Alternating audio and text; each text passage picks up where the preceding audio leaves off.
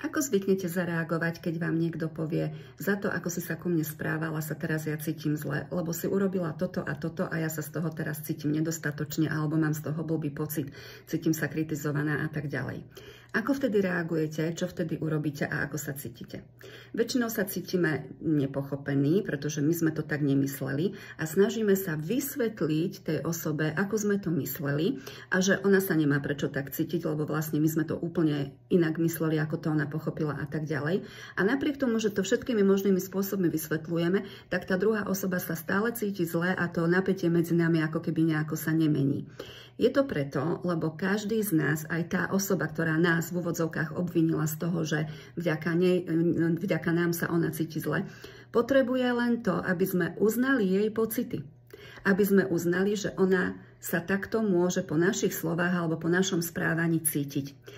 Toto sme potrebovali zažívať aj my ako deti, keď nám rodičia hovorili, čo by som ja za to dala, keby som mala to, čo ty teraz a neviem čo. Tiež sme sa cítili z toho zle.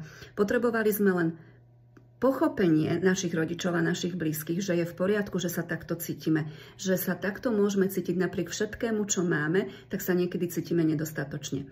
Skúste na budúce v takejto situácii, či už svojmu dieťaťu, partnerovi, blízkému alebo kamarátovi, len uznať jeho pocit, že je v poriadku, že sa takto cíti, že vás to mrzí, ak vás to mrzí, ale nesnažte sa ho presvedčiť o tom, že ten pocit nie je správny, že to necíti dobre, že to len zle pochopil. Nie ste v jeho koži, nie ste v jeho topánkach, tak ako tí druhí nie sú vo vašich topánkach, takže nemajú odkiaľ vedieť, ako sa naozaj cítite.